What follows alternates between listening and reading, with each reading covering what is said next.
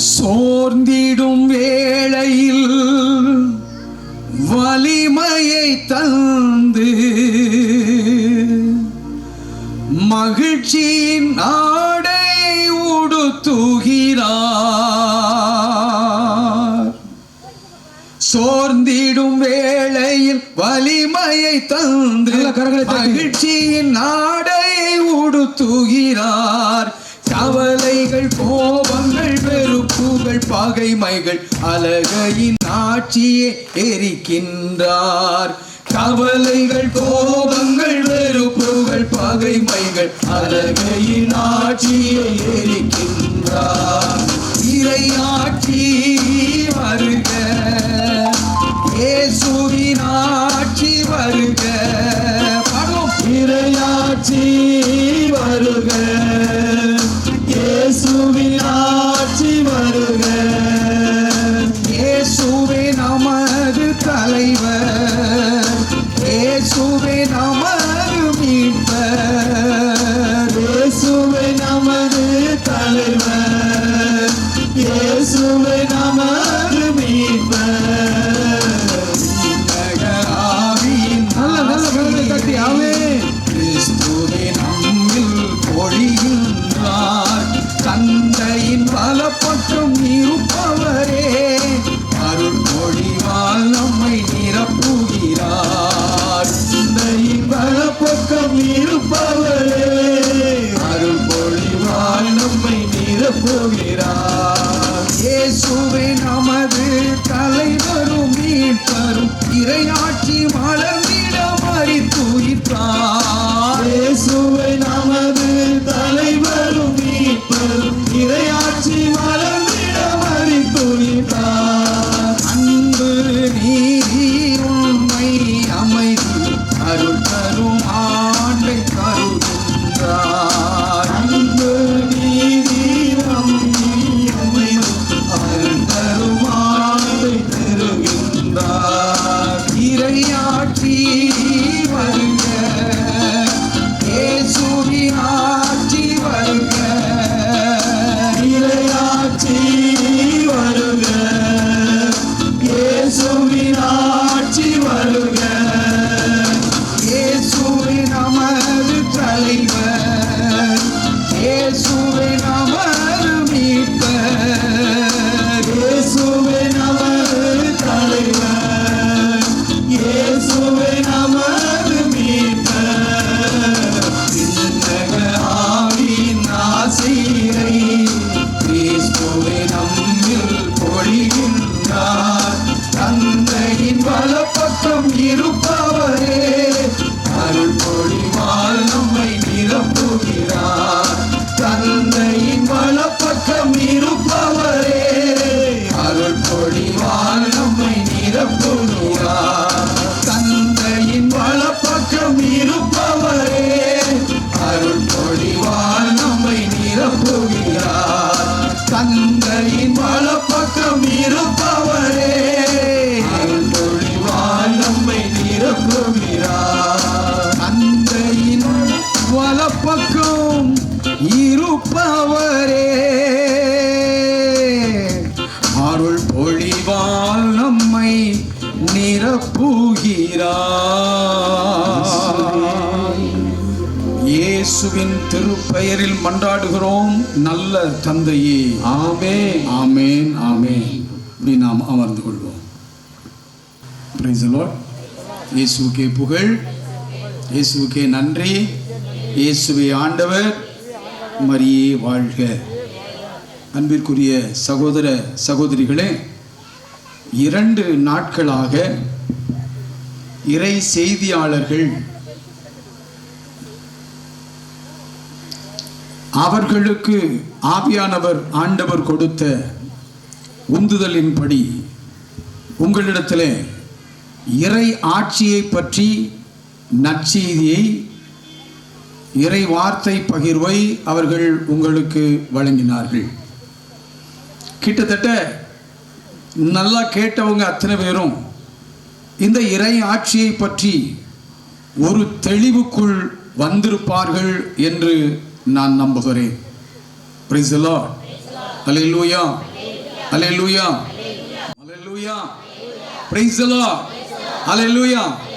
இப்பொழுதும் நான் உங்களிடத்திலே இந்த இறையாட்சியை குறித்து ஒரு சில விளக்கங்களை சொல்லலாம் என்று சொல்லிதான் ஆண்டவர் என்னை இந்த மேடைக்கு அழைத்து வந்திருக்கிறார்.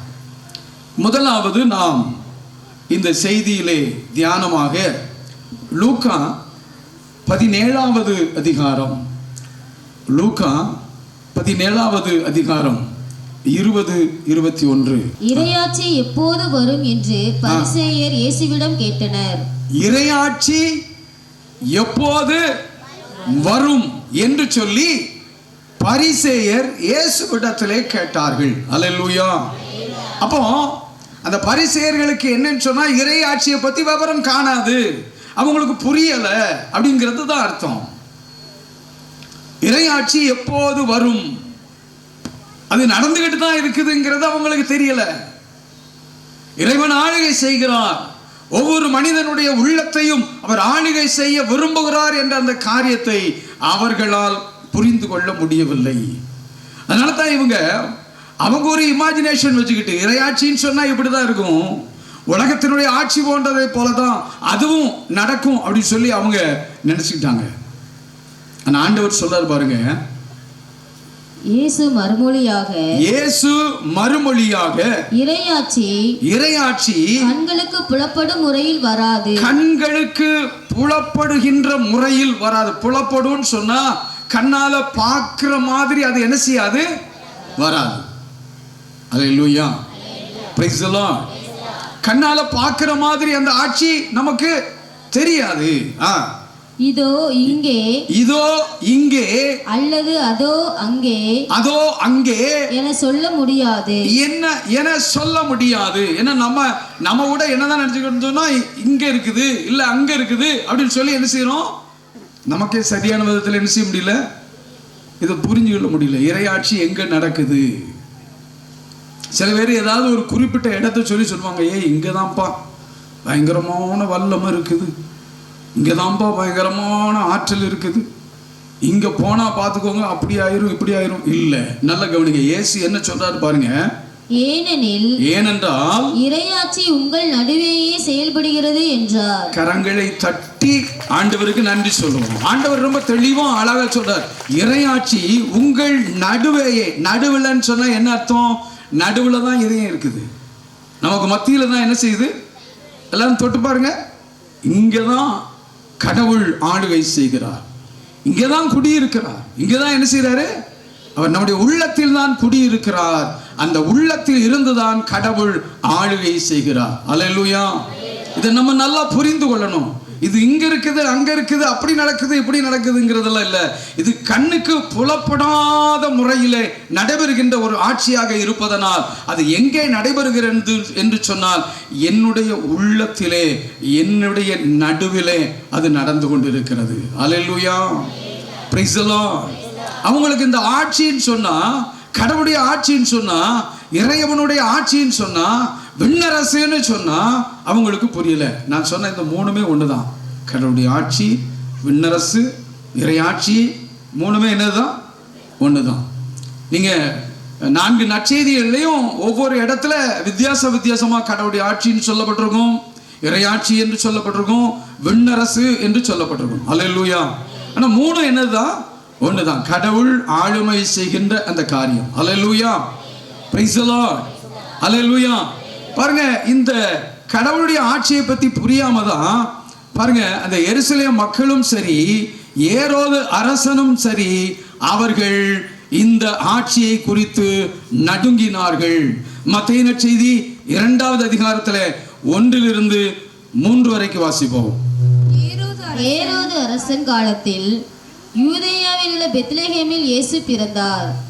அப்போது கிழக்கிலிருந்து ஞானிகள் எருசலேமுக்கு வந்து, யூதர்களின் அரசராக பிறந்திருக்கிறவர் எங்கே? அவங்க என்ன கேட்குறாங்க? அவங்க ஒரு கேள்வி கேட்டுட்டாங்க. என்ன கேள்வி? யூதர்களுடைய அரசராக. அப்போ அரசர்னா யாரு? ஆட்சி செய்கிறவர் தான் அரசர். அந்த அரசராக பிறந்திருக்கிறவர் எங்கே?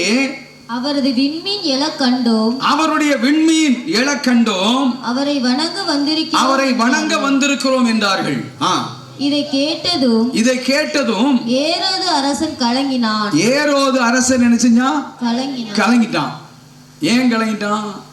அவனுக்கு அரசர்னு சொன்னா நம்ம ஆட்சி பறி போயிருமோ அப்படிங்கிற பயம் அவனுக்குள்ள வந்துட்டு. அப்போ என்ன அர்த்தம்னு சொன்னா, இந்த வருகின்ற இந்த இறைவனை குறித்து அவனுக்கு ஒரு சரியான விதத்திலே புரிதல் இல்லை. அல்லேலூயா.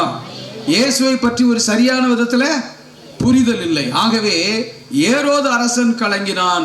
ஏரோது அரசன் மட்டுமல்ல, எருசலேம் நகரம் முழுவதுமே என்ன செய்து கலங்கிற்று என்று அங்கே எழுதப்பட்டு இருக்கிறது. அல்லேலூயா. நல்லா கவனிங்க. இன்னொரு இடத்துல பாருங்க, யோவான் நற்செய்தியில 18வது அதிகாரத்துல பிலாத்து இடத்துல ஆண்டவர் நிற்கிறார். இப்ப பிலாத்து கேட்கிறான். என்ன கேட்கிறான் பாருங்க, 33வது வசனம் 18ல, யோவான் 18:33. பிலாத்து மீண்டும் ஆளுநர் மாளிகைக்குள் சென்று மாளிகைக்குள்ளே சென்று இயேசுவை கூப்பிட்டு அவரிடத்திலே நீ யூதரின் அரசனா என்று கேட்டான். நீ யூதருடைய அரசனா என்று கேட்டான். இயேசு மறுமொழியாக நீராக இதை கேட்கிறீரா அல்லது மற்றவர்கள் என்னை பற்றி உம்மிடம் சொன்னதை வைத்து கேட்கிறீரா என்று கேட்டார். மற்றவர்கள் என்னை பற்றி உம்மிடம் சொன்னதை வைத்து கேட்கிறீரா? உங்ககிட்ட சொன்னதை வச்சு கேட்கிறீங்களா? அதற்கு பிலாத்து, நான் ஒரு யூதனா என்ன? உன் இனத்தவரும் தலைமை குருக்களும் தானே உன்னை என்னிடம் ஒப்புவித்தார்கள். நீ என்ன செய்தா என்று கேட்டான். இயேசு மறுமொழியாக, எனது ஆட்சி இவ்வுலக ஆட்சி போன்றது அல்ல. நல்லா கவனிச்சுக்கொள்ளுங்க. இயேசுனுடைய ஆட்சி இந்த உலகத்துல நடக்கிற அரசாங்கங்கள் போன்றது அல்ல. அல்லேலூயா. Praise the Lord. இந்த உலகத்துல நடக்கிற ஆட்சி மாதிரி அது கிடையவே கிடையாது. அது இவ்வுலக ஆட்சி போன்றதாக இருந்திருந்தால் நான் யூதர்களிடம் காட்டி கொடுக்கப்படாதவாறு என் காவலர்கள் போராடி இருப்பார்கள். அவங்க சண்டை போட்டிருப்பாங்க. என்ன புடிச்சு என்ன செய்ய முடியாது, இந்த நேரத்துல கைது பண்ணி கட்டி உங்க முன்னால நிறுத்தி இருக்க முடியாது. என்னுடைய காவலர்கள் இந்த உலக ஆட்சியில் உள்ள அந்த அரசர்கள் ஆளுகை செய்வதை போல என்னை பிடிக்க முடியாத அளவுக்கு இணைஞ்சிருப்பாங்க, என்னை பாதுகாத்திருப்பார்கள் என்று ஆண்டவர் சொல்லுகிறார். ஆண்டவர் சொல்றார், தெளிவா சொல்றார், இந்த உலக ஆட்சி போல அது கிடையாது. Praise the Lord. அல்லேலூயா. சரி, இவங்கெல்லாம் யாரு? ஏரோது யாரு? உலக மனிதன். ஏரோது யாரு? உலக மனிதன். பிலாத்து யாரு? அவன் இந்த உலகத்தை சார்ந்தவன் தான். அவங்களுக்கு கடவுளை குறித்து சரியான விதத்தில், ஏன்னா அவங்க என்ன நினைப்பில் இருப்பாங்கன்னு சொன்னா, நம்ம தான் மக்களுக்கு கடவுள் அப்படின்னு சொல்லி தான் அவங்களுடைய சிந்தனைக்குள்ளே இருக்கும். அவங்களால புரிய முடியாது. சரி போட்டோம். அவங்க அப்படி இருக்கிறாங்கன்னு சொன்னா, இயேசு பின்னால் இருந்தவங்க கூட இருந்தவங்கள என்ன நினைக்கிறாங்க பாருங்க. மார்க் நற்செய்தி 10வது அதிகாரம், மார்க் 10:35-36 வாசி. செபதேயுவின் மக்கள் யாக்கோபும் யோவானும் யாருன்னு தெரியுதுல்ல? யாரு? யாக்கோபும் யோவானும் யாரு? அங்கிருந்து ஒரு சத்தம் வருது, எங்க வீட்டுக்கு பக்கத்தில் உள்ளவங்கன்னு சொல்லி. அப்படியா? உங்க வீட்டுக்கு பக்கத்துல அந்த யாக்கோபு அந்த யோவான்லாம் இருக்காங்கல்ல. என் வீட்டு பக்கத்துல ஒரு யாக்கோபு இருக்காரு. அவர் போலீஸ், என் தம்பி தான். அந்த யாக்கோபு சொல்லல. யாக்கோபு யோவான் யாருன்னு சொல்ல யாருமே வாய் திறக்க மாட்டேங்கிறீங்க. இயேசுவை பின்தொடர்ந்தவர்கள், இயேசுனுடைய திருத்தூதர்கள் அவரை அணுகி சென்று அவரிடம், போதகரே, நாங்கள் கேட்பதை நீர் எங்களுக்கு செய்ய வேண்டும் என விரும்புகிறோம் என்றார்கள். பெட்டிஷன் வைக்கிறாங்க. எங்க மன்றாட்டுக்கு, எங்க வேண்டுதலுக்கு, எங்க ஜெபத்துக்கு நீங்க என்ன செய்யணும்? பதில் கொடுக்கணும்னு சொல்லி ஒரு பெட்டிஷன் வைக்கிறாங்க. அவர் அவர்களிடம், நான் என்ன செய்ய வேண்டும் என்று நீங்கள் விரும்புகிறீர்கள் என்று கேட்டார். ஆண்டவர் ரொம்ப அன்போட சொல்றாரு, நான் என்னப்பா செய்யணும் அப்படின்னு சொல்லி என்ன செய்யறாரு? அன்போட சொல்றாரு. அவர்கள் அவரை நோக்கி, நீர் அரியணையில் இருக்கும்போது. எப்போ அப்படின்னு சொன்னா என்ன அர்த்தம்? இந்த ஆட்சியை இந்த பிலாத்து கையில இருக்கிற ஆட்சிய, ரோமானியர்கள் கையில் இருக்கிற ஆட்சிய நீர் பிடிச்சி நீர் அரியணையில் அமருகின்ற பொழுது எங்களுள் ஒருவர் உமது வலப்புறமும், எங்கள்ல ஒருத்தர் உமது வலப்புறமும், உம்முடைய வலது பக்கமும், இன்னொருவர் உமது இடப்புறமும் அமர்ந்து, உம்முடைய இடப்புறமும் அமர்ந்து கொள்ள எங்களுக்கு அருளும் என்று வேண்டினர். Praise the Lord. Hallelujah. இவங்களுக்கும் இறையாட்சியை பற்றி என்ன செய்யல தெரியல. இவங்களுக்கும் இறையாட்சியை பற்றி தெரியல. இயேசு இந்த பிலாத்துவை போல, இந்த ஏரோதுவை போல, இந்த ரோமானிய மன்னனை போல அவரும் இப்படித்தான் ஆட்சி செய்வார்னு சொல்லி அவங்க இமேஜினேஷன்ல, அவங்களுடைய கற்பனையில அப்படித்தான் இருக்குது. நமக்கு நிறைய பேருக்கு இறையாட்சியை பற்றி நமக்கு தெரியாது, கடவுளுடைய ஆட்சியை பற்றி என்ன செய்யாது தெரியாது. அல்லேலூயா. நான் ஒவ்வொன்றா விளக்கிட்டு வரேன், நீங்க புரிந்து கொள்ளுங்கள். இயேசுவோ அவர்களிடம், நீங்கள் என்ன கேட்கிறீர்கள் என உங்களுக்கு தெரியவில்லை. போதும், நிப்பாட்டிக்கோங்க. என்ன சொல்றாரு இயேசு? நீங்க என்ன கேட்குறீங்க, என்ன உங்களுக்கு என்ன, உங்களுக்கு ஒன்றும் புரியல, இறையாட்சியை பற்றி உங்களுக்கு சரியாவே புரியல, சரியாவே தெரியல அப்படின்னு சொல்லி அவர் சொன்னார். ஹல்லேலூயா. இதே யூதர்கள்ட்ட ஆண்டவர் என்ன சொன்னாரு? அது கண்களுக்கு புலப்படுகின்ற முறையில் என்ன செய்யாது, வராது அப்படின்னு சொல்லி ஆண்டவர் சொன்னார். அப்போ இவங்க பக்கத்தில் நின்றுப்பாங்களா இல்லையா? நின்னாலும் கூட இதை என்ன செய்ய மாட்டேங்குது, இந்த இறையாட்சியை பற்றி, கடவுளுடைய ஆட்சியை பற்றி சரியான விதத்தில் புரிந்து கொள்ள முடியவில்லை. மத்தேயு நற்செய்தி 13வது அதிகாரம் 13 to 15 வரைக்கும். அவர்கள் கண்டும் காண்பதில்லை, கேட்டும் கேட்பதில்லை. கண்டும் காண்பதில்லை, கேட்டும் அவர்கள் என்ன செய்வதில்லை, புரிந்து கொள்வதும் இல்லை. இதனால்தான் நான் அவர்களோடு உவமைகள் வாயிலாக பேசுகிறேன். நான் அவர்களோடு உவமைகள், அதாவது கதைகள் வாயிலாக பேசுகிறேன். அவர் உவமைய, கதையை சொல்லி சொல்லி அவங்களுக்கு புரிய வைக்கிறாரு. ஆனா புரிய மாட்டேங்குது. ஆனா என்ன செய்ய மாட்டேங்குது, புரிய மாட்டேங்குது. இன்றைக்கு நிறைய நல்ல கவனிச்சுக்கோங்க. நம்ம பைபிள் வாசிக்கிறோம், நிறைய பேருக்கு பைபிள் புரியாது. அவங்களுக்கு என்ன புரியும்னு சொன்னா, இது இயேசுனுடைய வாழ்க்கை வரலாறு. இயேசு பெத்லகேமிலே பிறந்தார், இயேசு நாசரேத் ஊரிலே வளர்ந்தார், அவர் கலிலேய பகுதியிலே அதன் சுற்றுப்புறங்களிலே அவர் நற்செய்தி பணியாற்றினார். கடைசியில் யூதர்கள் பிடித்தார்கள், அவரை சிலுவையிலே அறைந்து கொண்டார்கள் அப்படின்னு சொல்லி இயேசுடைய வாழ்க்கை வரலாறாகத்தான் என்ன செய்கிறார் என்று சொன்னால், நற்செய்தியை வாசிக்கிறார்கள். ஒரு முறை வாசிக்கிறார்கள், இருமுறை வாசிக்கிறார்கள், 3வது முறை போரடித்து விடுகிறது.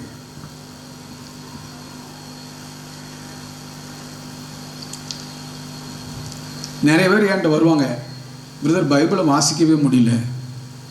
ஏம்மா, அதில் அழகா நல்லா தானே எழுதியிருக்குது, நீங்கள் தமிழர் தானே, தமிழில் தானே அதில் எழுதியிருக்குது, அதில் என்ன சிங்களத்துலேயும் எழுதியிருக்குது, எனக்கு வாசிக்கவே முடியல அப்படிங்கிறீங்க. இல்லை பிரதர், அதை வாசித்தா தூக்கமாக வருது. என்ன சொல்கிறாங்க? இறை வார்த்தையை வாசித்தா என்ன எப்படி வருது? கொஞ்சம் பேசுங்க. காலையில் என்ன வெண்பொங்கலாக தின்ட்டு வந்தீங்க? அப்படி செக்கு மாதிரி உள்ள விழுந்து கிடக்குன்னு நினைங்க. அல்லேலூயா, பிரைஸ் தி லார்ட், அல்லேலூயா. அதனால நான் என்ன சொல்லுவேன்னு சொன்னா, என்கிட்ட ஆலோசனை கேட்டு வருவாங்க, பிரதர் எனக்கு ராத்திரிலாம் தூக்கம் வர மாட்டேங்குது. நான் சொல்லுவேன், பைபிள் படிங்க. பைபிள் வாசித்தா என்ன வந்துடும்? டாக்டர்கிட்ட போக வேண்டாம். அல்லேலூயா, பிரைஸ் தி லார்ட். ஏன்னா நமக்கு புரியல. அதை நல்லா புரியணும்னு சொன்னா அதுக்கு தான் பரிசுத்த ஆவியானவர் இருக்கிறாரு.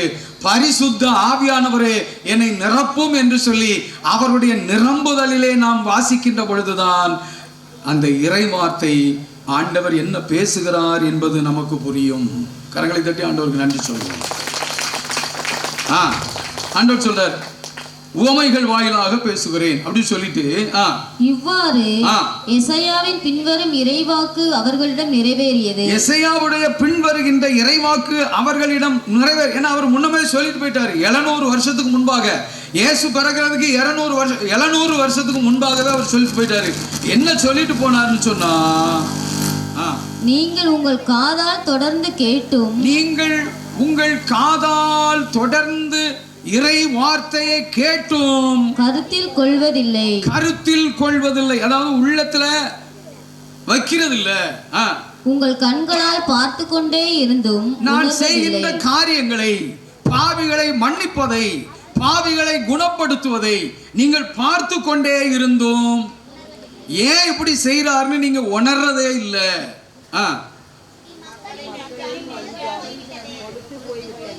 இந்த மக்களுடைய நெஞ்சம் என்ன செய்து விட்டது? கொழுத்து போய் விட்டது. கொழுத்து போச்சு. அது என்ன ஆகி போச்சு?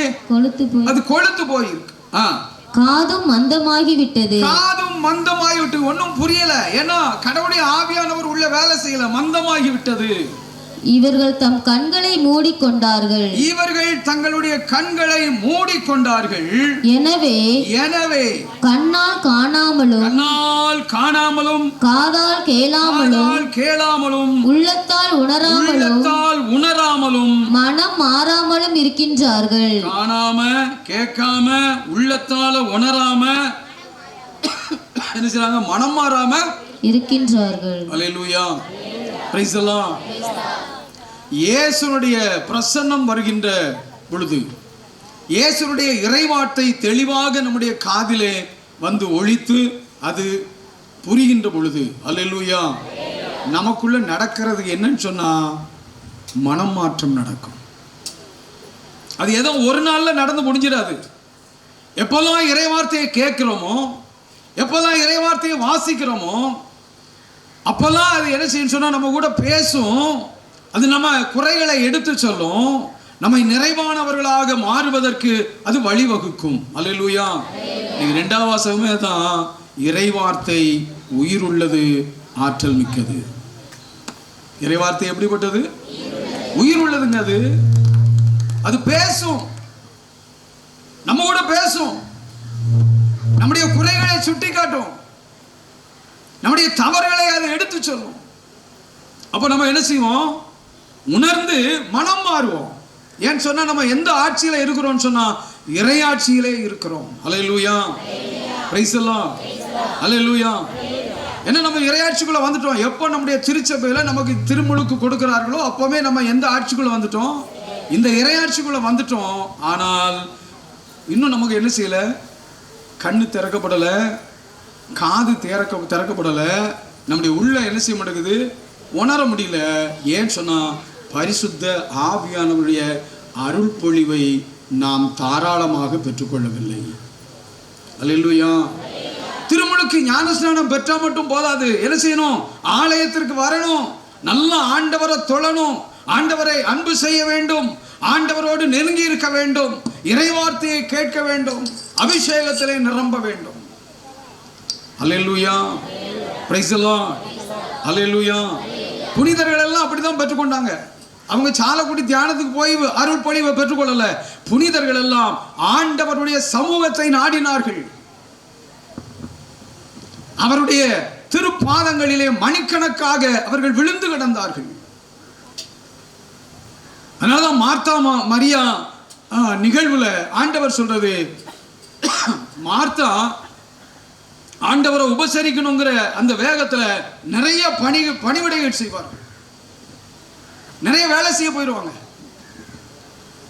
அவங்களுக்கு நிறைய கஷ்டம் வந்து, மனசுக்குள்ள நிறைய கஷ்டம். ஆனா மரியாவோ ஆண்டவருடைய பாதத்திலே அமர்ந்து விட்டாள். அதனாலதான் ஆண்டவர் என்ன, மார்த்தா வந்து வருத்தப்படும் போது ஆண்டவர் சொல்றார், மரியாவோ நல்ல பங்கை தேர்ந்தெடுத்து கொண்டாள். மரியா நல்ல பங்கை தேர்ந்தெடுத்து கொண்டாள். அல்லேலூயா, பிரைஸ் தி லார்ட். பரிசுத்த ஆவியானவர்களை நிரம்பணும்னு சொன்னா கடவுளுடைய பாதத்திலே அமர்கின்ற வேலையை நாம் செய்ய வேண்டும். நிறைய பேர் நம்ம தட்டி கழிச்சிருவோம். எனக்கு நிறைய வேலை இருக்குது, எனக்கு நிறைய வேலை இருக்குது, நான் நாள் முழுதும் வேலை பார்க்குறேன், ராத்திரி தான் நான் ஓய்வு எடுக்கிறேன். Praise the Lord. அல்லேலூயா. ராத்திரி முழுதும் நான், பகல் முழுதும் நான் என்ன செய்கிறேன்? வேலை பார்க்குறேன். ராத்திரி ஓய்வு எடுக்கிறேன். எனக்கு ஆண்டவருடைய பாதத்தில் உட்கார்றதுக்கு எனக்கு நேரம் இல்லை. உங்களுக்கு நேரம் இல்லைன்னு சொன்னா நீங்க அந்த அபிஷேகத்தில் நிரம்ப முடியாது. இந்த காலத்துல மாதிரி அந்த காலத்துல இப்படிப்பட்ட ஜெப கூட்டங்களோ இல்லைன்னு சொன்னா தியான சென்டர்களோ இல்லை. புனிதர்கள் எல்லாம் அவர்கள் இயேசுடைய பாதத்திலே அமர்ந்தார்கள். தனிமையிலேயே கடவுளை தேடினார்கள். கடவுளால் நிரப்பப்பட்டார்கள். அவர்கள் கண்கள் திறந்தது, இதயம் திறந்தது, உள்ளம் உணர்ந்தது. இயேசு என் ஆண்டவர் எனக்குள் தான் இருக்கிறார் என்ற உண்மையை அவர்கள் புரிந்து கொண்டார்கள். அவரால் அவர்கள் வழி நடத்தப்பட்டார்கள். Praise the Lord. Hallelujah. Hallelujah. அப்போ அநேகம் பேருக்கு இந்த இறையாட்சியை பற்றி என்ன செய்யல, சரியான விதத்தில் புரிந்து கொள்ள முடியல. அப்போ பாருங்க, ஆண்டவர் மார்க்கு நற்செய்தியில 4வது அதிகாரத்தில் சொல்றாரு. அதைத்தான் நம்ம இன்றைக்கு தியானத்திற்கு கருப்பொருளாக நாம் வைத்திருக்கிறோம். மார்க்கு 4:11. இயேசு அவர்களிடம் இறையாட்சியின் மறைபொருளை அறிய யார்கிட்ட சொல்றாரு? தன்னை பின்பற்றி வந்த சீடர்களிடத்திலே, திருத்தூதர்களிடத்திலே ஆண்டவர் சொல்லுகிறார், இறையாட்சியினுடைய மறைபொருளை அறிய உங்களுக்கு கொடுத்து வைத்திருக்கிறது. அல்லேலூயா. அப்படின்னா என்ன அர்த்தம்? கூடவே இருந்து என்ன செய்யறாங்கன்னு சொன்னா இயேசுனுடைய நடவடிக்கையை அவர்கள் பார்க்கிறார்கள். அவர் பேசுறத கேட்கிறாங்க. இன்றைக்கு அவர் பேசியது நமக்கு வேதாகமமாக, பைபிளாக நமக்கு எழுதி கொடுக்கப்பட்டிருக்கிறது. அவர் பேசியது கொடுக்கப்பட்டிருக்கிறது. Alleluia. Praise the Lord. Alleluia. புறம்பே இருக்கிறவர்களுக்கோ எல்லாம் உவமைகளாகவே இருக்கின்றன. எதுக்கு வெளியே? இறையாட்சிக்கு வெளியே இருக்கிறவங்களுக்குலாம் அது கதை தான். இறையாட்சிக்கு உட்படாதவங்களுக்குலாம் அது என்னதான்? நான் முதல்ல சொன்னேன், நிறைய பேருக்கு 4 நற்செய்திகள் சரியாக புரியாது. அது இயேசுனுடைய ஸ்டோரி, வாழ்க்கை வரலாறு, கதை. அல்லேலூயா. Praise the Lord. யாருக்கு புரியும்?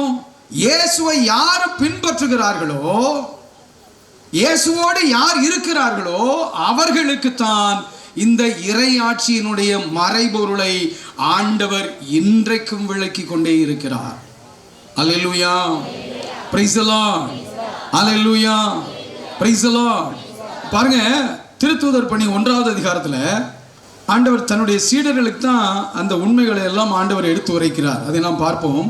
திருத்தூதர் பணிகள் 1வது அதிகாரத்தில் 3வது வசனத்தை வாசிங்க. இயேசு துன்புற்று இறந்த பின்பு 40 நாட்களாக அவர்களுக்கு தோன்றி. யாருக்கு தோன்றி?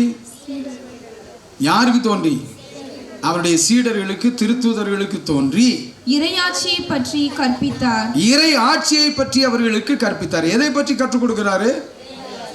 உயிரோடு எழுந்து உயிர்த்தெழுந்து 40 நாட்களாக கற்றுக் கொடுக்கிறார். எதை பற்றி கற்றுக் கொடுக்கிறார்?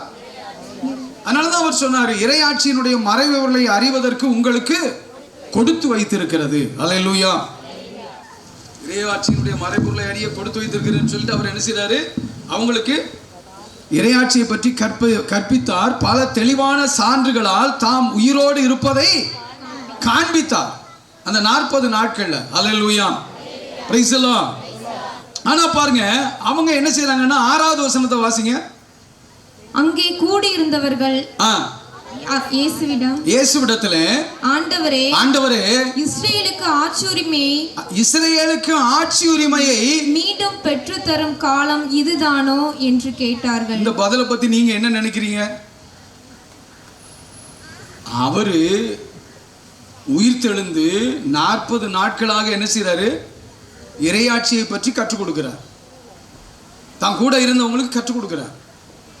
கற்றுக் கொடுத்த பிறகு இவங்க என்ன சொல்றாங்க? இஸ்ரேலுக்கு ஆட்சி உரிமையை மீண்டும் பெற்றுத்தரும் காலம். ஏன்னா இஸ்ரேல் யாருக்கு அடிமையா இருக்கு?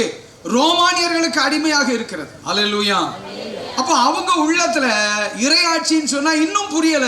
இன்னும் என்ன நினைச்சிட்டு இருக்கிறாங்கன்னு சொன்னா, இந்த உலகத்தரமான ஆட்சியை போல ஆண்டவருடைய ஆட்சி மாறும் என்று அவர்கள் கற்பனை செய்து கொண்டு இருக்கிறார்கள். ஏன் சொல்லி கொடுத்தும் புரியல. ஏன் புரியல? பரிசுத்த ஆவியானவர்ல நிரம்பல. நான் தான் சொன்னேன், திரும்ப திரும்ப நல்லா கவனிச்சுக்கோங்க. இறையாட்சியை பற்றி நமக்கு நல்லா புரியணும்னு சொன்னா பரிசுத்த ஆவியானவரால் நிரம்ப வேண்டும். பரிசுத்த ஆவியானவரால நிரம்பணும். அல்லேலூயா, praise the Lord, alleluia.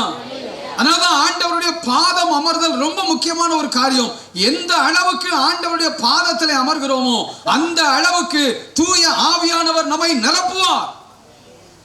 Alleluia, praise the Lord. ஏன் இந்த நல்ல ஜெப ஈடுபாடா இருக்கிறவங்க மற்றவங்களை பார்த்து ஜெபத்துக்கு வாங்க, நல்லா ஜெபிங்க அப்படின்னு சொல்லி ஏன் சொல்றாங்க? குடும்ப ஜெபம் சொல்லுங்க, தனி ஜெபம் செய்யுங்க, நற்கரண சந்திப்பு நடத்துங்க, திருப்பலிக்கு வாங்க, ஜெப கூட்டத்துக்கு வாங்க. ஏன் சொல்றாங்க? கேட்குறீங்களா? கேட்ட மாதிரி இருக்கிறீங்களா? நான் முதல்ல சொன்னேன், திரும்பியும் சொல்றேன், கேட்குற மாதிரி என்ன செய்யக்கூடாது? இங்கே இருக்கக்கூடாது, கேட்கணும். அல்லேலூயா, பிரைஸ் தி லார்ட், அல்லேலூயா. பரிசுத்த ஆவியானவர்ல நிரம்பினால்தான் நமக்கு என்ன செய்ய முடியும்னு சொன்னா கடவுள் சொல்வதை புரிந்து கொள்ள முடியும். கடவுள் பேசுறத நமக்கு புரிய முடியும்.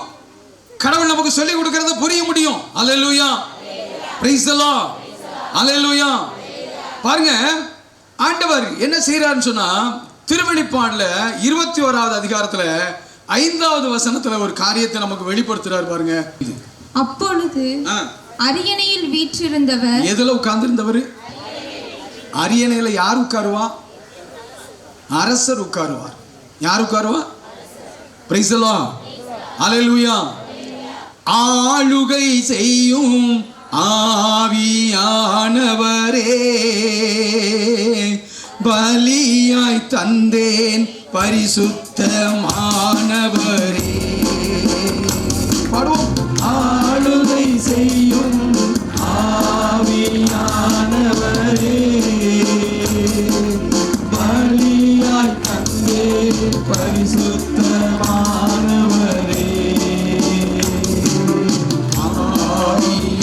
ஆவியானவரே, எல்லாரும் சேர்ந்து என் ஆவியானவரே,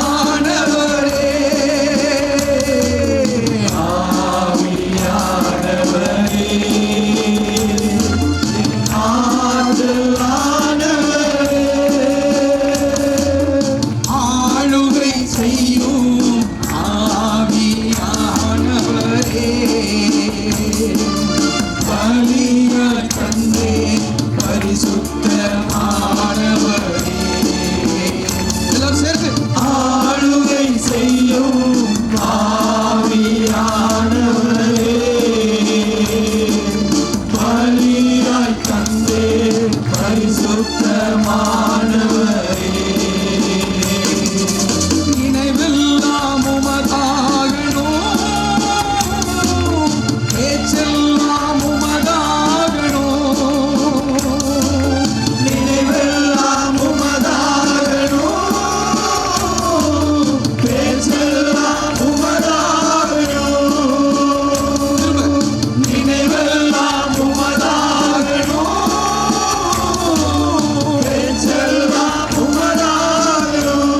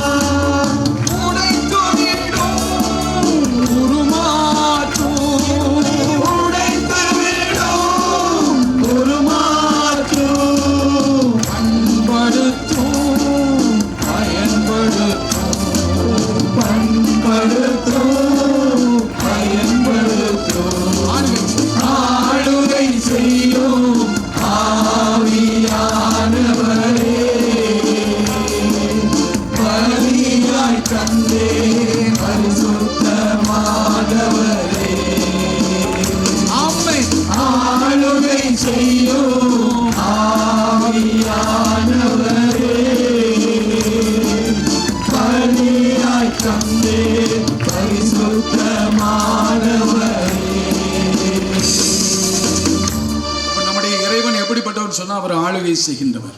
அவர் ஆட்சி செய்கின்றவர், ஆளுகை செய்கின்றவர். அல்லேலூயா. அதனாலதான் இந்த வசனத்துல போட்டிருக்குது, அரியணையில் வீற்றிருந்தவர், அரியணையில் வீற்றிருந்தவர் இதோ நான் அனைத்தையும் புதியது ஆக்குகிறேன் என்றார். அல்லேலூயா. அவர் என்ன செய்யறாரு? புதுசா மாத்த போறேன்.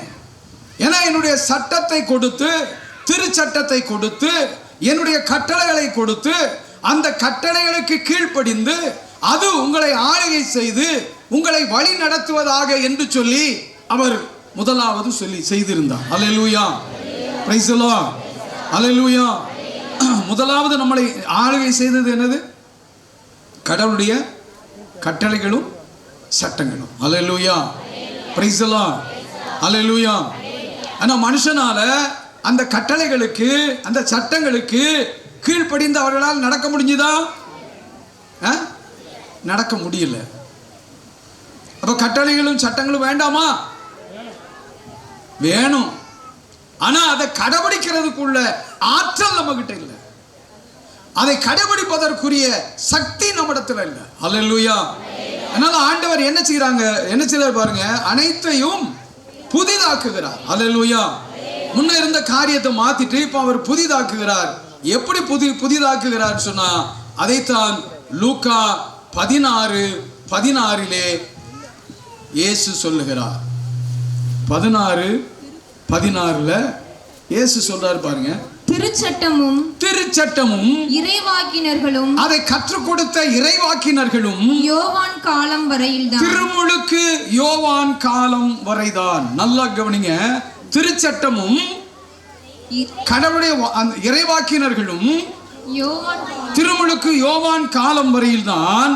அது முதல், அதுக்கு பிறகு, அந்த திருமுழுக்கு யோவானுடைய காலத்திற்கு பிறகு இறையாட்சி பற்றிய நற்செய்தி அறிவிக்கப்படுகிறது. கரங்களை தட்டி ஆண்டவருக்கு நன்றி சொல்லுவோம். ஏன்னா திருச்சட்டத்தையும் இறைவாக்கினர்கள் எல்லாம் சொல்ற இந்த காரியங்களை எல்லாம் நம்மளால என்ன செய்ய முடியலன்னு சொன்னா கற்றுக்கொள்ள முடியல, அதை கடைபிடிக்கவும் முடியல.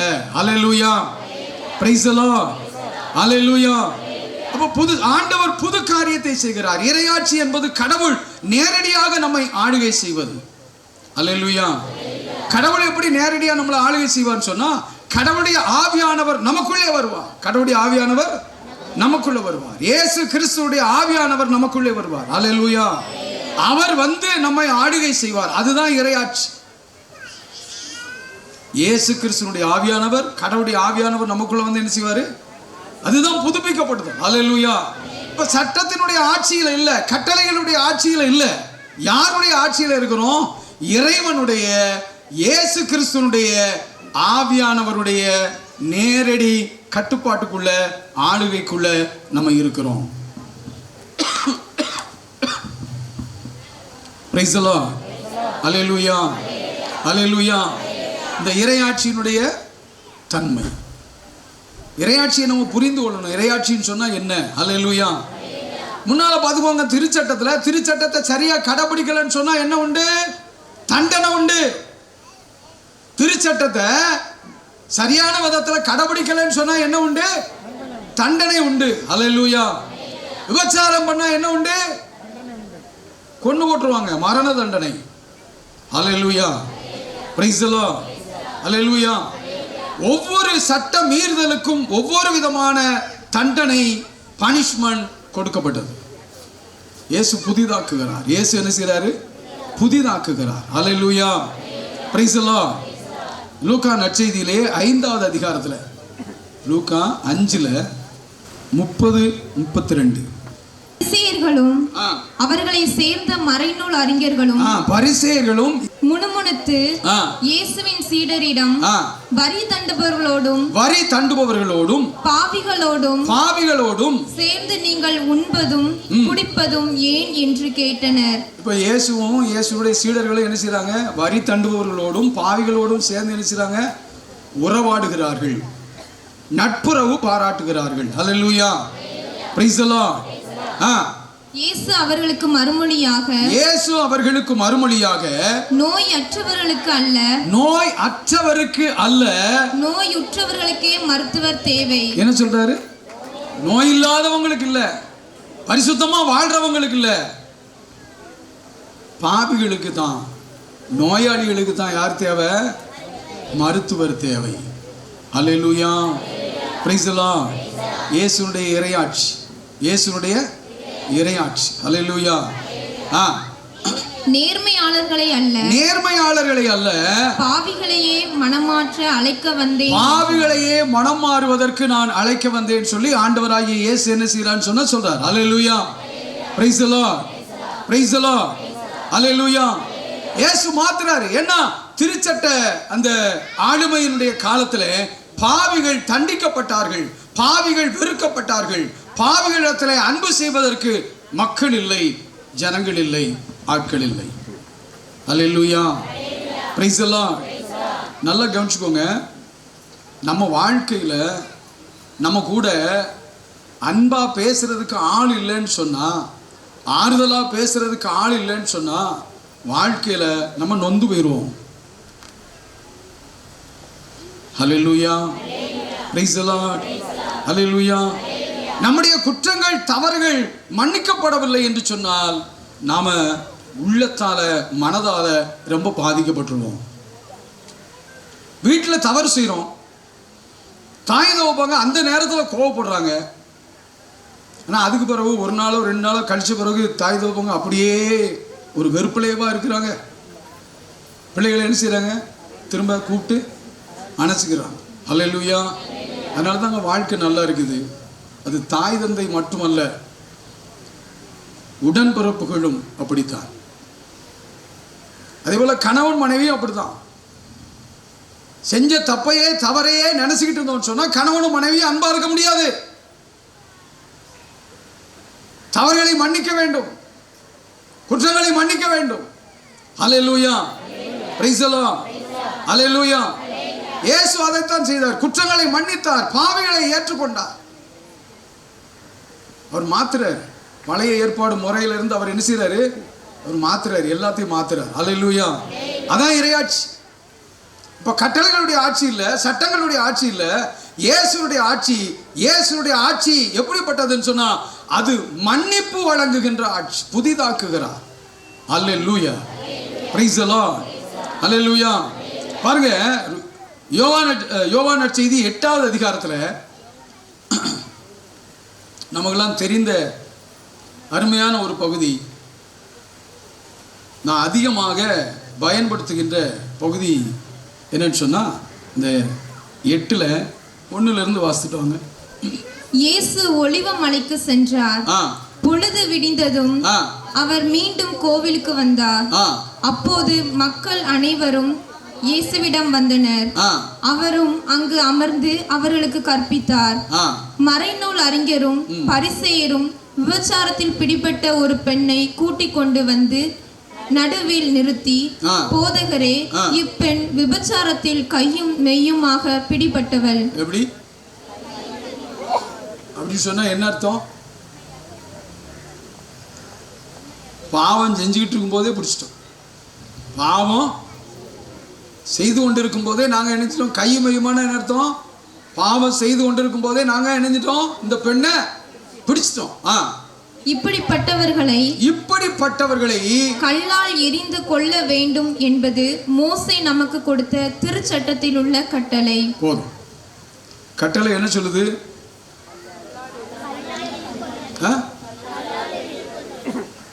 கல்லால் எரிஞ்சு கொன்றுங்க.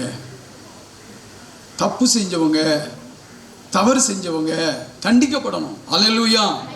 அப்படிதான் சட்டம் சொல்லுது. ஆனா இயேசு என்ன செஞ்சாரு? அவன் கல்லால எரிஞ்சு கொள்ளுங்கன்னு சொன்னாரா? என்ன செஞ்சாரு?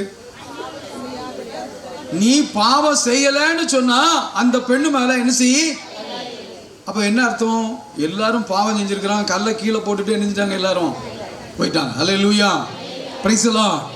இயேசு என்ன செய்றாரு? அந்த பெண்ணுக்கு அவளுடைய குற்றத்தை மன்னித்து அவர் என்ன செய்றாரு?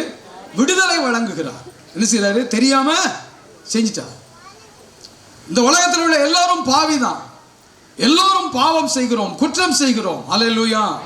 ஆனால் மற்றவர்கள் குற்றம் செய்கின்ற பொழுது நாம என்ன செய்யறோம் சொன்னா சுட்டி காட்டுகிறோம், குற்றம் சுமத்துகிறோம். நானும் ஒரு பாவிதாங்கிறத யாரும் என்ன செய்யறது இல்ல, உணர்றதே இல்லை. அல்லேலூயா. நான் மற்றவர்கள் தவறு செய்கின்ற பொழுது நாம வன்மையாக அதை என்ன செய்கிறோம்? கண்டிக்கிறோம். அல்லேலூயா. அதுலேயும் சில நேரங்களில் ஒருபடி போய் நீ நாசமா போயிடுவ, விளங்கவே மாட்ட, நீ உருப்படவே மாட்ட, உனக்கு அப்படி ஆயிரும் இப்படி ஆயிரும் சொல்லி நம்ம என்ன செய்வோம்? சபிக்க தொடங்குவோம். அல்லேலூயா. ஆனால் இயேசு என்ன செய்யறான்னு சொன்னா மன்னிக்கிறார். அவர் என்ன செய்யறாரு? அதான் இறையாட்சி. கடவுளுடைய ஆட்சி என்பது என்னன்னு சொன்னா அது மன்னிக்கின்ற ஆட்சி, ஏற்றுக்கொள்கின்ற ஆட்சி, அன்பு செய்கின்ற ஆட்சி. Alleluia. Praise the Lord. Alleluia. பாருங்க, அதே போல லூக்கா நற்செய்தி 7வது அதிகாரத்துல, லூக்கா நற்செய்தி 7வது அதிகாரத்துல 36ல இருந்து வாசிங்கம்மா. பரிசேயருள் ஒருவர் இயேசு தம்மோடு உண்பதற்கு அழைத்திருந்தார். அவரும் அந்த பரிசேயருடைய வீட்டிற்கு போய் பந்தியில் அமர்ந்தார். அந்நகரில் பாவியான பெண் ஒருவர் இருந்தார். இயேசு பரிசேயருடைய வீட்டில் உணவு அருந்த போகிறார் என்பது அவருக்கு தெரிய வந்தது. உடனே அவர் நறுமண தைலம் கொண்ட படிக சிமிழை கொண்டு வந்தார். அது யாரு? பாவியான பெண். பாவியான பெண் யாருன்னு சொன்னா அந்த விபச்சாரம் செய்த பெண் தான். அல்லேலூயா. இயேசுவுக்கு பின்னால் கால் மாட்டில் வந்து அவர் அழுது கொண்டே நின்றார். அவருடைய காலடிகளை தம் கண்ணீரால் நனைத்து தம் கூந்தலால் துடைத்து தொடர்ந்து முத்தமிட்டு அக்காலடிகளில் நறுமண தைலம் பூசினார். ஏன் அப்படி செய்யறாங்க அந்த அம்மா? ஏன் அந்த அம்மா அப்படி செய்யுது?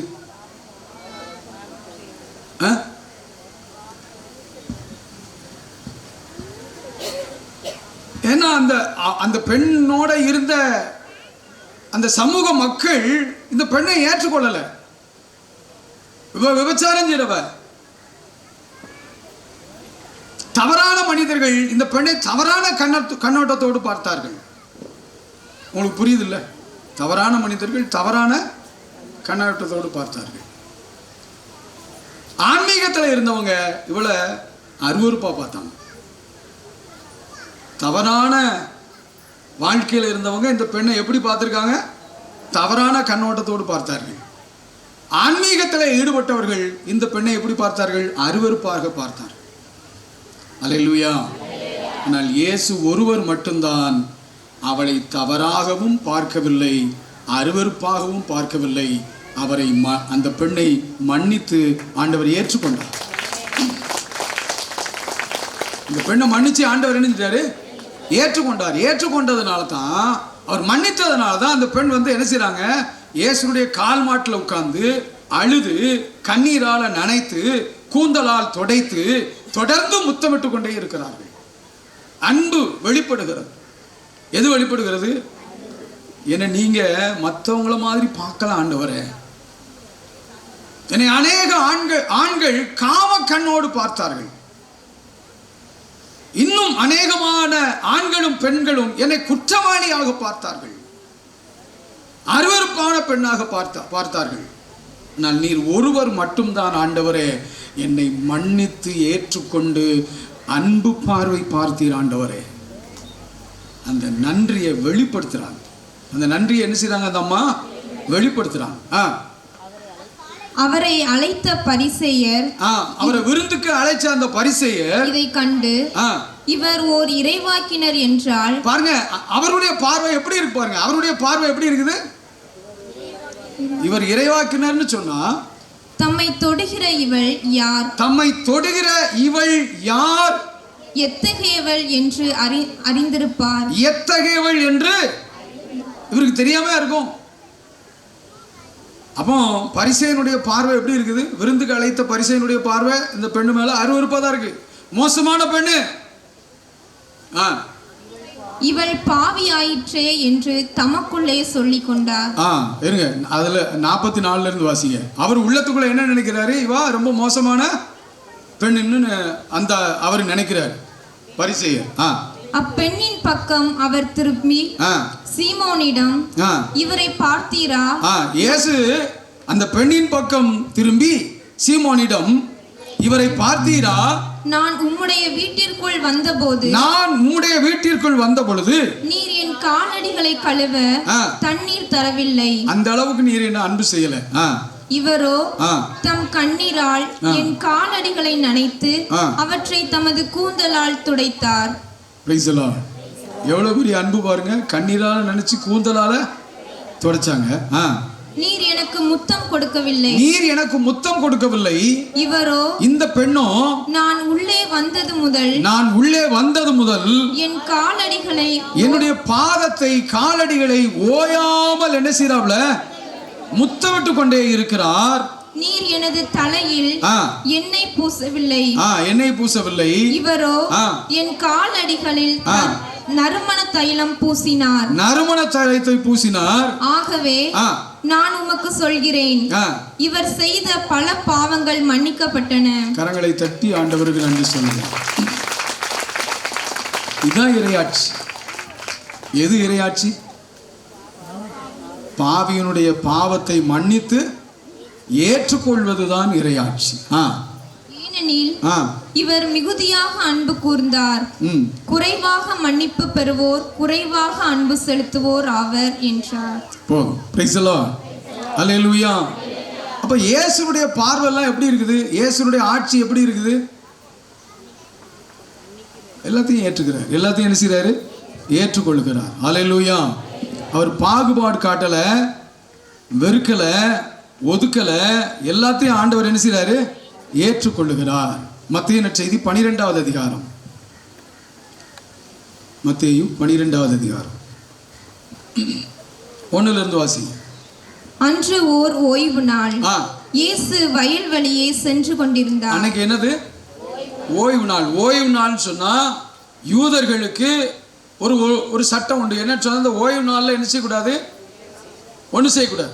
என்ன செய்யக்கூடாது? சமைக்கக்கூடாது, சாப்பிடக்கூடாது, அன்னைக்கு விரதம் இருக்கணும், ஒரு வேலையை என்ன செய்யக்கூடாது? செய்யக்கூடாது. பசியா இருந்ததால் அவருடைய சீடர் கதிர்களை கொய்து தின்ன தொடங்கினார். அவங்க வயக்காட்டு வழியா நடந்து போறாங்க. சீடர்கள்லாம் என்ன செய்றாங்க? கதிர்களை கொய்து தின்கிறார்கள். பரிசேயர்கள் இதை பார்த்து இயேசுவிடம், பாரும், ஓய்வு நாளில் செய்யக்கூடாதவை உம் சீடர்கள் செய்கிறார்கள் என்றார்கள். ஓய்வு நாள்ல செய்யக்கூடாததை என்ன செய்றாங்க? சீடர்கள் செய்கிறார்கள்.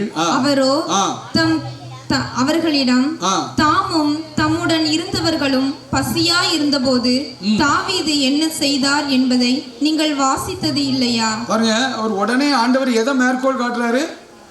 பழைய ஏற்பாட்டில் நடந்த ஒரு நிகழ்ச்சியை மேற்கோள் காட்டுகிறார். அல்லேலூயா. Praise the Lord. ஏன்னா இயேசுவுக்கு எல்லாம் தெரியும். இயேசுவுக்கு எல்லாம் தெரியும். அல்லேலூயா. அதனால அவர் பழைய ஏற்பாட்டில் உள்ள தாவீதினுடைய செயல்பாட்டை மேற்கோள் காட்டுகிறார். என்ன சொல்றாரு? இறை இல்லத்திற்குள் சென்று அவரும் தாவீதும் தாவீதோடு இருந்தவர்களும் அர்ப்பண அப்பங்களை உண்டார்கள். அர்ப்பணம் சொன்னா என்னது? கடவுளுக்கு காணிக்கையாக கொடுத்த அப்பம். கடவுளுக்கு காணிக்கையாக கொடுத்த அப்பம். அதை யார் சாப்பிடக்கூடாது? மற்றவங்க சாப்பிடக்கூடாது. Alleluia. Praise the Lord. Alleluia. அது யார் சாப்பிடணும்னு சொன்னா, அந்த கூடாரத்தில், ஏன்னா அந்த நேரத்தில் கடவுளுடைய பிரசன்னம் எங்கே இருந்துச்சு? கூடாரத்தில் உடன்படிக்கை பேழையில் தான் இருந்துச்சு. அல்லேலூயா. அப்போ அந்த உடன்படிக்கை பேழை முன்பாக என்ன வச்சிருப்பாங்கன்னு சொன்னால் அர்ப்பண அப்பங்களை வைத்திருப்பார்கள். அதை குருக்கள் மட்டும்தான் என்ன செய்யணும்? சாப்பிடணும். அல்லேலூயா. Praise the Lord. குருக்கள் மட்டுமே உண்ணக்கூடிய அப்பங்களை அவர்கள் உண்டது தவறல்லவா? அவங்க சாப்பிட்டது தெய்வ தோஷம் தானே, குற்றம் தானே அப்படின்னு அவர் சுட்டி காட்டுறார். மேலும் ஓய்வு நாட்களில் குருக்கள் கோவிலில் பணியாற்றுவது ஓய்வு நாளை மீறும் குற்றமாகாது என நீங்கள் திருச்சட்டத்தில் வாசித்ததில்லையா? ஆனால் கோவிலை விட பெரியவர்கள் இங்கே இருக்கிறார்கள் என. கோவிலை விட பெரியவர்கள் இல்ல, பெரியவர். அல்லேலூயா. பெரியவர் யாரு? இயேசுதான் பெரியவர். கோயிலை விட பெரியவர் இருக்கிறார் என நான் உங்களுக்கு சொல்கிறேன். காணிக்கையை அல்ல. பலின்னு சொன்னா காணிக்கை. பலின்னு சொன்னா என்னது? காணிக்கையை அல்ல, இரக்கத்தையே விரும்புகிறேன். எதை விரும்புறாரு? இரக்கம் காட்டுதலையே ஆண்டவர் விரும்புகிறார். அதான் இறையாட்சி. அல்லேலூயா. எது இறையாட்சி? மன்னிக்கிறது, அன்பு காட்டுறது, இரக்கம் காட்டுறது தான் என்னது? இறையாட்சி. Price the Lord. அதனாலதான் ஆண்டவர் சொல்றாரு, பலியை அல்ல இரக்கத்தையே என்ன செய்கிறேன், விரும்புகிறேன் சொல்லி ஆண்டவர் என்ன செய்றாரு? அவங்களுக்கு கற்றுக் கொடுக்கிறார். அல்லேலூயா. யாருக்கு கற்றுக் கொடுக்கிறார்? பரிசேயர்களுக்கு கற்றுக் கொடுக்கிறார். அல்லேலூயா. பரிசேயர்களுக்கு மட்டுமல்ல, இன்றைக்கு நமக்கும் ஆண்டவர் கற்றுக் கொடுக்கிறார். பலியை அல்ல, அதாவது காணிக்கை அல்ல, உங்களிடமிருந்து இரக்கம் பொங்கி வழிவதையே நான் விரும்புகிறேன் என்று ஆண்டவர் சொல்லுகிறார். Hallelujah. Praise the Lord. Praise the Lord. Hallelujah. நாம் இப்பொழுது ரோமையர் 5வது அதிகாரத்திற்கு வருவோம். ரோமையர் 5வது அதிகாரம் 21வது. சாவின் வழியாய் பாவம் ஆட்சி செலுத்தியது போல். நில்லுங்க. சாவின் வழியாக பாவம் அப்படின்னு சொன்னா என்ன அர்த்தம் தெரியுமா? அதான் எனக்கும் முன்னாலெல்லாம் இதெல்லாம் தெரியாது, ஒண்ணுமே தெரியாது. ஆனால் பரிசுத்த ஆவியானவர்ல நிரம்பும் போது பரிசுத்த ஆவியானவர் நமக்கு வார்த்தைகளுக்கு விளக்கம் அளிக்கிறார். சாவின் வழியாக அப்படின்னு சொன்னா என்ன அர்த்தம்னு சொன்னா, பாவம் செய்கின்ற மனிதனுடைய ஆத்மா சாவுக்குள்ளாகிறது. அல்லேலூயா. Praise the Lord. ஆத்மா எந்த அளவுக்கு உயிரோடு இருக்கிறதோ, விழிப்பாக இருக்கிறதோ, அந்த அளவுக்கு ஒரு மனிதனால் தவறு செய்ய முடியாது. ஆத்மாவை கொண்டுறக்கூடாது. அதனாலதான் ஆண்டவர் மத்தேயு 16 தன்னுடைய சீடர்கிட்ட சொல்வாரு, ஒரு மனிதன் உலகமெல்லாம் ஆதாயமாக்கி கொண்டாலும் தன் வாழ்வையே, அதாவது ஆத்மாவையே இழப்பான் என்று சொன்னால், ஹல்லேலூயா, பிரைஸ் தி லார்ட். அப்ப ஆத்மா செத்து போயிடக்கூடாது. எப்ப சாகும்? எப்போ பாவத்துக்கு மேல பாவம் செய்யறோமோ அப்போ ஆத்மா செத்து போயிடும். ஆத்மா செத்து போயிட்டுன்னு சொன்னா அதுக்கு பிறகு அவன் பாவம் செய்வதற்கு வருத்தப்படவே மாட்டான். அல்லேலூயா. அப்ப அவன் மேல என்ன ஆட்சி செய்யும் சொன்னா பாவம் தான் ஆட்சி செய்யும். ஏன்னா அவன் ஆத்மா செத்து போச்சு. நான் அநேக இடங்கள்ல இதை சொல்லியிருக்கிறேன். பாவம் செய்யும் போது பயமா இருக்கும். அது இயற்கையாக கடவுள் கொடுத்த உணர்வு. அது போதை பழக்கமாக இருந்தாலும் சரிதான், களவு செய்வதாக இருந்தாலும் சரிதான், கொலை செய்கிறதாக இருந்தாலும் சரிதான், விபச்சாரம் செய்கிறதாக இருந்தாலும் சரிதான், முதலாக ஒரு தவறு செய்கின்ற பொழுது என்ன நடக்கும்? உள்ளத்துல பயம் இருக்கும். ஏன்னு சொன்னா ஆத்மா உயிரோடு இருக்கிறது. அது சொல்லும் வேண்டான்னு சொல்லும். ஒரு களவு செய்கின்ற பொழுது உள்ள ஆத்மா சொல்லும் வேண்டாம். கொலை செய்ய முயற்சி பண்ணும் போது வேண்டாம். விபச்சாரம் செய்கின்ற பொழுது வேண்டாம். Hallelujah. Praise the Lord. Hallelujah. பழைய ஏற்பாட்டில் நம்ம பார்க்கிறோம், போத்திபார் வீட்டில் யோசேப்பு அந்த எஜமானி அம்மா பாவம் செய்வதற்கு அழைத்த பொழுது கூட அவர் வேண்டான்னு சொன்னார். ஏன்? அவருடைய ஆத்மா உயிரோடு இருந்தது. அந்த ஆத்மாவினுடைய குரலுக்கு அவர் கீழ்ப்படிந்தார். இந்த ஆத்மா சொல்றது வேண்டாம், இந்த பெண்ணினுடைய பாவத்துக்கு நீ என்ன செய்யாத, துணை போகாத, நீ கூட ஒத்துழைக்காத. அதனாலதான் அந்த அம்மா ட்ரெஸ்ஸை பிடிச்சாலும் கூட விட்டுட்டு என்ன செஞ்சிட்டாரு? ஓடி போயிட்டார். Alleluia. Praise the Lord. Alleluia. ஆனா அதே நேரத்தில் ஒரு மனிதனுடைய ஆத்மா பாவம் செய்து அது செத்து போய்விட்டது என்று சொன்னால் திரும்ப திரும்ப பாவம் செய்யறதுக்கு அவன் ஒரு நாளும் பயப்பட மாட்டான். பாவம் அவன் மீது ஆளுகை செய்யும். அதனாலதான் விபச்சாரம் செய்யறவங்க பயப்படுவாங்க, அப்புறம் என்ன செய்ய மாட்டாங்க? பயப்பட மாட்டாங்க. எந்த பெண்ணையும் துணிச்சலோடு அணுகுவார்கள். குடும்ப பெண்ணுன்னு கூட பார்க்க மாட்டாங்க. குடும்ப பெண்ணுன்னு கூட என்ன செய்யும்? இவங்க மூவ் பண்ணுவாங்க. யார்ட்டையும் விபச்சாரம் செய்யணும், எந்த பெண்ணையும் கைப்பிடிச்சு எழுதணும்னு சொல்லி மூவ் பண்ணுவாங்க. அல்லேலூயா. ஏன்? ஆத்மா செத்து போச்சு. இப்ப அவனை பாவம் ஆளுகை செய்து குடியில் போத பழக்கத்தில் இருக்கிறவனு தான் பெற்றோருக்கும் கடவுளுக்கும் பயந்து முதல்ல ஒரு பயம் இருக்கும், அப்புறம் என்ன இருக்காது? பயமே இருக்காது.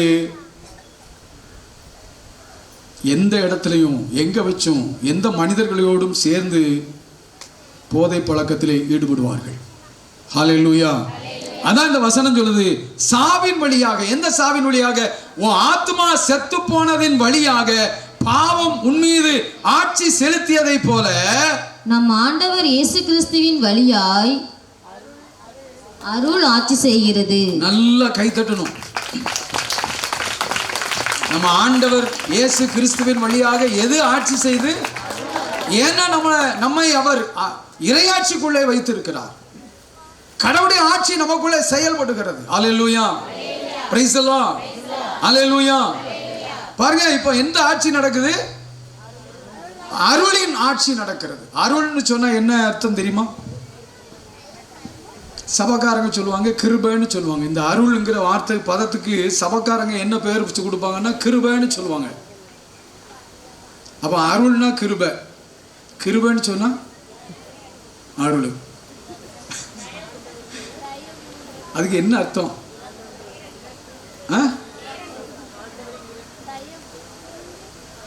சரியா பதில் வருது. நீங்களா தானா? பேரன்பு. எது அருள்னு சொன்னா? பேரன்பு. நம்மகிட்ட அன்பு தான் உண்டு, மனுஷங்கிட்ட என்ன உண்டு? அதுவும் பெர்சன்டேஜ் கூடும். இங்க இருக்கிறவங்கள எனக்கு 100க்கு 100% அன்பு உண்டுன்னு யாராவது சொல்ல முடியுமா?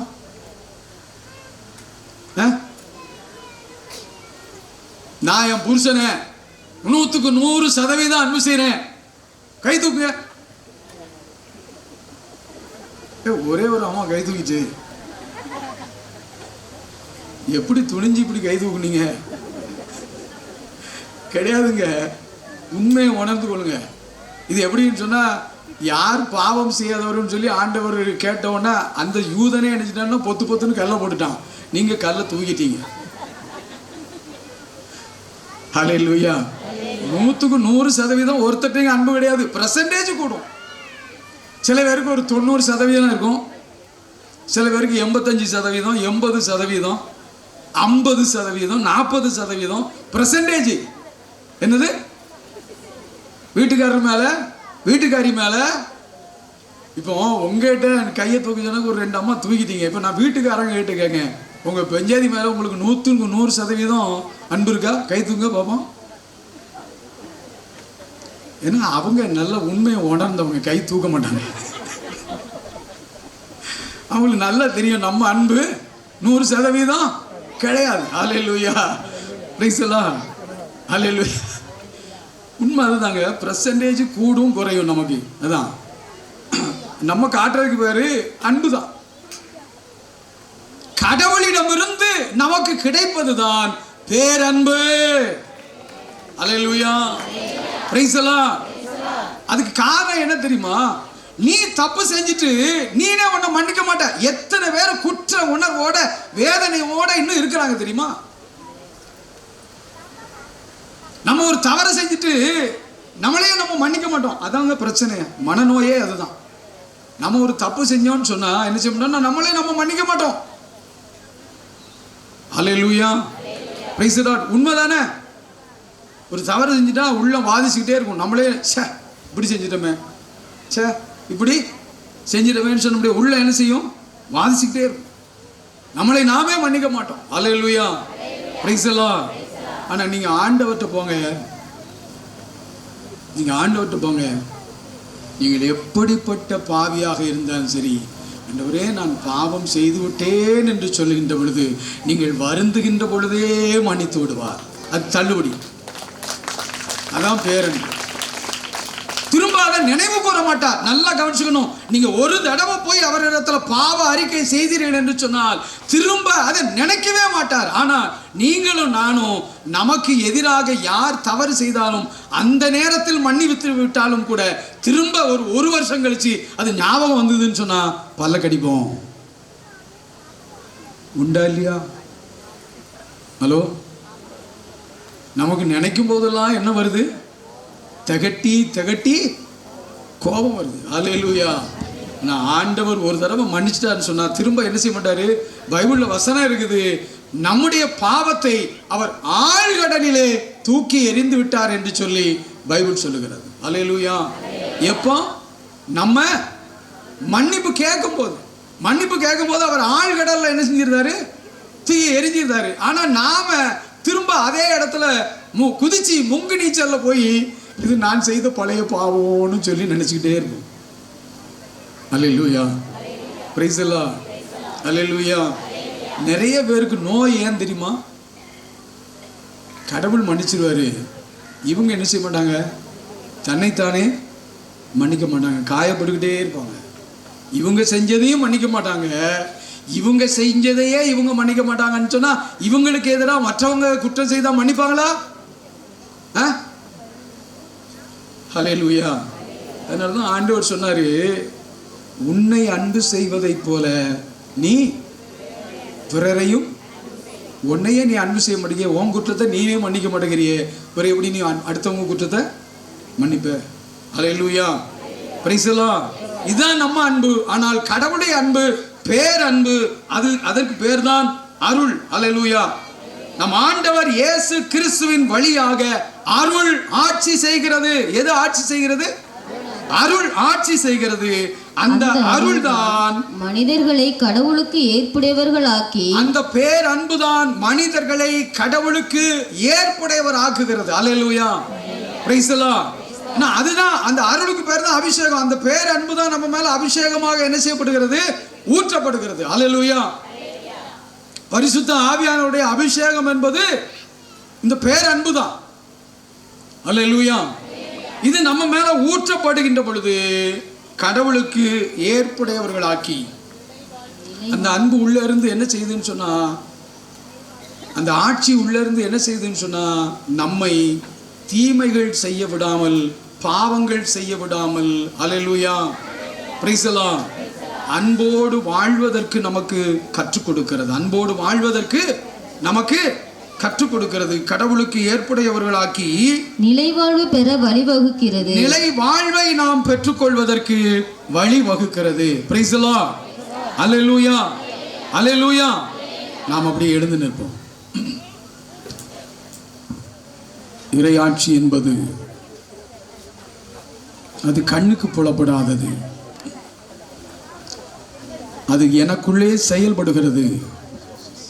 இயேசுனுடைய பேரன்பு என்னை நிரப்புகின்ற பொழுது, இயேசுனுடைய அருள் பொழிவு என்னை நிரப்புகின்ற பொழுது எனக்குள்ளே ஒரு அன்பின் ஆட்சி மலர்கிறது. நான் என்னையும் நேசிப்பேன், சக மனிதனையும் நேசிப்பேன். நான் என்னை மன்னிப்பேன், சக மனிதனையும் மன்னிப்பேன். இயேசு அதைத்தான் செய்தார். உலகத்திலே இறையாட்சி வந்தது என்று சொன்னால் அவர் மன்னித்தார். எப்பேற்பட்ட பாவியையும் அவர் மன்னித்தார். ஆமென். கையும் மெய்யுமாக. அப்பதான் பாவத்தில் ஈடுபட்டு கொண்டிருக்கின்ற பொழுதே அந்த விபச்சாரம் செய்த பெண்ணை கையும் மெய்யுமாக பிடித்து ஆண்டவர் முன்பாக நிறுத்தி கல்லால் எறிந்து கொல்ல வேண்டுமா என்று சட்டத்தை பற்றி பேசிய பொழுது ஆண்டவர் தன்னுடைய அன்பினாலே அந்த பெண்ணுக்கு விடுதலை வழங்கினார். அந்த இறையாட்சியை பற்றி தான் இப்போது 2 நாட்களாக, இன்றைக்கோடு நாம் 3 நாட்களாக தியானித்து கொண்டிருக்கிறோம். அந்த நல்ல இறைவனுடைய ஆட்சி என் மீது, என் குடும்பத்தின் மீது, என் வாழ்வின் மீது இருக்க வேண்டும் என்று சொல்லி கரங்களை விரித்து ஆண்டவரிடத்திலே ஒப்பு கொடுப்போம். கரங்களை விரித்து ஆண்டவர்கிட்ட கேட்போம்.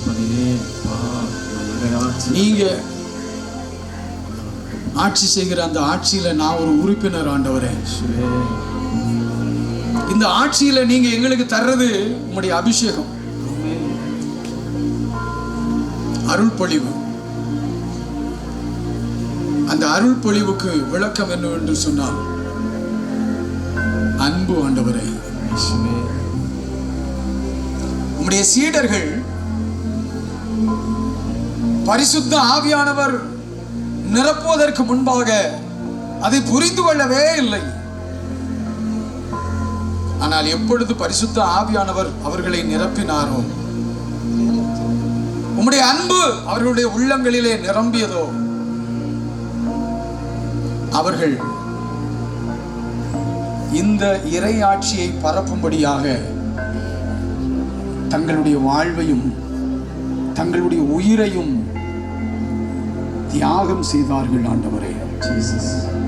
உமக்காக தியாகம் செய்தார்கள் ஆண்டவரே. சக மனிதர்கள் வாழ வேண்டும் என்பதற்காக தங்கள் வாழ்வை தியாகம் செய்தார்கள் ஆண்டவரே. அப்படிப்பட்ட இறையாட்சிக்குள்ளே எங்களையும் நீர் வைத்திருக்கிறீர் அப்பா. நன்றி. அந்த இறையாட்சிக்குள்ளே எங்களையும் வழி நடத்துகிறீர் ஆண்டவரே. நன்றி ஆண்டவரே. இந்த இறையாட்சி என் மீதும் என் குடும்பத்தின் மீதும் இருப்பதாக.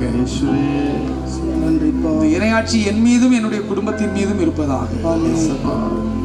முதல்ல நான் என்னுடைய அன்பை என் குடும்பத்து மேல காண்பிக்க வேண்டும் ஆண்டவரே. என்னை பெற்றவர்களை நான் அன்பு செய்ய வேண்டும் ஆண்டவரே. ஏற்றுக்கொள்ள வேண்டும் ஆண்டவரே. மன்னிக்க வேண்டும் ஆண்டவரே. என் மனைவியை நான் அன்பு செய்ய வேண்டும் ஆண்டவரே. அவரை ஏற்றுக்கொள்ள வேண்டும் ஆண்டவரே. மன்னிக்க வேண்டும் ஆண்டவரே. என் கணவனை நான் அன்பு செய்ய வேண்டும் ஆண்டவரே. மன்னிக்க வேண்டும் ஆண்டவரே. ஏற்றுக்கொள்ள வேண்டும் ஆண்டவரே. பேசுங்க, நீங்க ஆண்டவர்கிட்ட பேசுங்க. இறையாட்சி எனக்குள்ள நடக்கணும் ஆண்டவரே. நீ எல்லாவற்றையும் புதிதாக்குகிறேன் என்று சொல்லுகிறேன். நான் பழைய மனுஷனாவே இருக்கிற ஆண்டவரே, என்னை புதிதாக்கும் ஆண்டவரே. ஆண்டவர்கிட்ட கேளுங்க, என்னை புதிதாக்கும் ஐயா. என் குடும்பத்துக்குள்ள நான் உண்மையான அன்போடு இருக்கணும். என் கணவனை, மனைவியை, என் பெற்றோரை, என் பிள்ளைகளை, என் உடன் பிறந்தவர்களை எல்லாம் உண்மையான அன்போடு அன்பு செய்வதற்கு எனக்கு ஆற்றல் தாருங்கன்னு கேளுங்க. ஆண்டவர்கிட்ட கேளுங்க.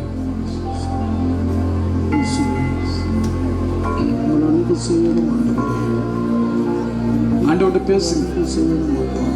நீங்க ஒப்பு கொடுங்க.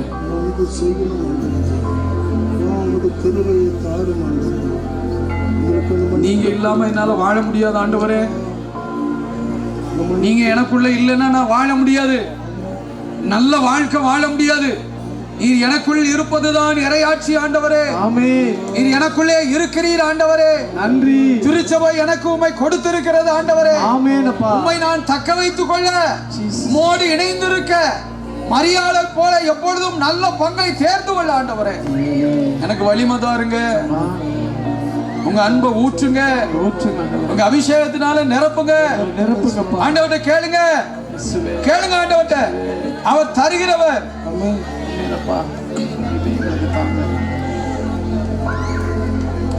நீங்க இல்லாம வாழ முடியாதையா. உங்க கிருபை இல்லாம வாழ தெரியாதையா. பாடுவோம். நீங்க இல்லாம வாழ முடியாதையா. உங்க கிருபை இல்லாம வாழ தெரியாதையா. இயேசுவே என் எஜமானரே, நேசரே என் துணையாளரே. இயேசுவே என் எஜமானரே, நேசரே என் துணையாளரே. நீங்க இல்லாம வாழ முடியாதையா. வாழ தெரியாதையா. நீங்க இல்லாம வாழ முடியாதையா. உங்க கிருபை இல்லாம வாழ தெரியாதையா. கடையில கிருபையும் நல்ல கடாய் தட்டியும் தருகின்ற நல்ல தெய்வமே.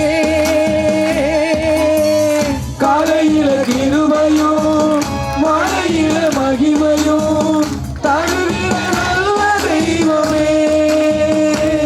தாய் மறந்தாலும் மறுப்பதில்லையே, தந்தை வெறுத்தாலும் வெறுப்பதில்லையே. மறந்தாலும் மறுப்பதில்லையே,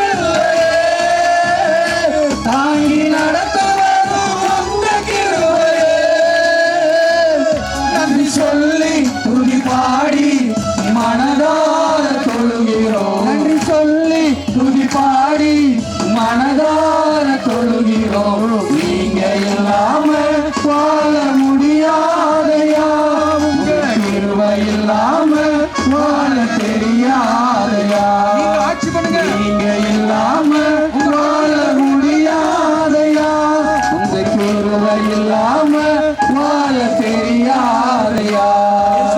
இயேசுவே, என் எஜமானனே, எஜமானரே, நேசரே, என் மனைவி துணையாளரே, இயேசுவே, என் எஜமானரே, நேசரே, என் துணையாளரே, இயேசுவே, என் எஜமானரே, நேசரே, என் துணையாளரே.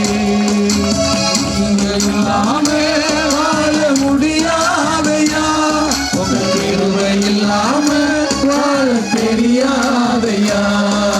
நீரே ஆட்சி வருக, இயேசுவின் ஆட்சி வருக. சொல்லுங்க. இறையாட்சி வருக, இயேசுவின் ஆட்சி வருக.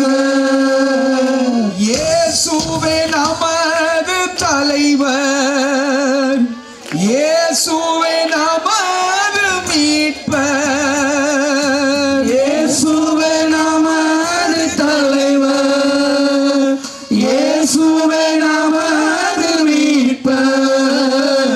விண்ணக ஆவியின் ஆசீரை கிறிஸ்துவே நம்மில் பொழிகின்றார்.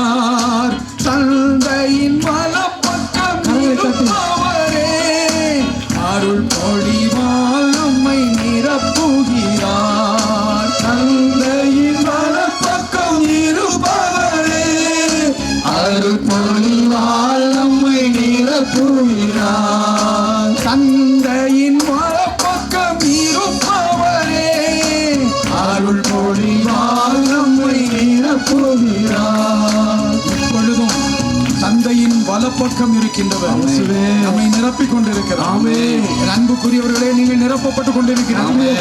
அவருடைய பேரன்பு உங்களை நிரப்பிக் கொண்டிருக்கிறது. அந்த பேரன்புதான் உங்களை கடவுளுக்கு ஏற்புடையவர்களாக்கி இறைவாழ்விற்கு நம்மை அழைத்து செல்வது வழி வகுக்கிறது என்று இறைவனுடைய வார்த்தை சொல்லுகிறது. இறைவனுடைய வாக்குறுதி பேசுகிறது. ஆகவே ஆண்டவருக்கு நன்றி சொல்லுங்க. நன்றி. என்னை ஏற்புடையவர் ஆக்குகிறவரே, நன்றி. எனக்கு நிலைவாழ்வு தருகிறவரே, நன்றி இயேசுப்பா. நன்றி இயேசு, நன்றி. என்னை ஆசீர்வதித்திருப்பவரே, நன்றி. அபிஷேகம் செய்திருப்பவர், நன்றி. உமக்கு நன்றி. நன்றி. தொடர்ந்து வருகின்ற திருப்பலியிலும் ஆண்டவரே இயேசுவே, நீங்க ஆசீர்வதிங்க, ஆசீர்வதிங்க. அன்பினால் என்னை நிரப்புகிறோம். எங்கள் ஆண்டவரும் மீட்பருமாகிய இயேசுவின் திருப்பெயரில் மன்றாடுகிறோம் நல்ல தந்தையே. ஆமென். ஆமென். ஆமென்.